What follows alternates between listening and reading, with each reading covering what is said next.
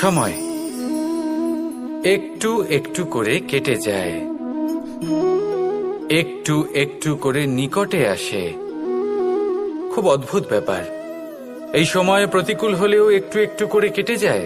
এই সময় যদি ভালো হয় তাহলে একটু একটু করে নিকটে আসে। অনুচিত তখনই হয় যখন আমরা নিজেদের অসফলতার জন্য সময়কে দোষ দিই, কিন্তু আসলে তেমনটা হয় না। আপনার পরিশ্রম আর প্রয়াস দ্বারাই আপনি সাফল্য লাভ করবেন, সময়ের দ্বারা নয়। যদি এই সাফল্য একটা সুন্দর ভবন হয় তাহলে সময় হলো তার দেওয়ালের রং, যা সময়ের সাথে বদলাবে, সময়ের সাথে ফিকেও হয়ে যাবে। কিন্তু সাফল্যের এই ভবন আপনাকেই নির্মাণ করতে হবে, আপনার পরিশ্রমের ইট দ্বারা এবং প্রয়াসের চুনসুরকি দ্বারা। তাই পরিশ্রম আর প্রয়াস করতে থাকুন, সাফল্য আপনি অবশ্যই পাবেন। সময় যদি আজ ভালো না হয় তাহলে কাল অবশ্যই হবে। প্রয়াস করতে থাকুন আর আমার সাথে ভালোবেসে বলুন, রাধা রাধা। মানুষ যখনই নিজের জীবনে নতুন কিছু করতে যায় তখন ভয়ভীত হয়ে থাকে।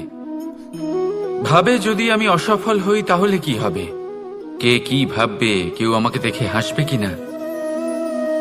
যদি আমি আমার মতামত দিই তাহলে বলবো এইসব পরীক্ষার সম্মুখীন হতে কখনো ভয় পাবেন না, কারণ যাই হোক না কেন পরিণাম দুটোই হতে পারে। একটা হয় আপনি জিতে যাবেন, দ্বিতীয় পরিণাম আপনি হেরে যাবেন। খুব সোজা।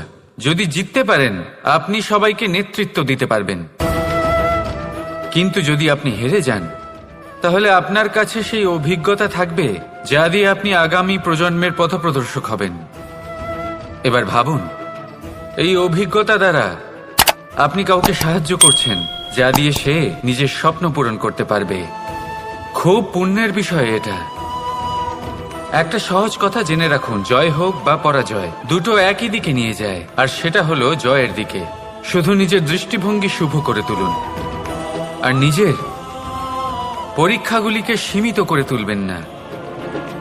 নিজের এই সীমাগুলিকে আহ্বান জানান, নিজের ব্যক্তিত্বকে বিশাল করে তুলুন, শক্তিশালী করে তুলুন আর আমার সাথে ভালোবেসে বলুন, রাধা রাধা।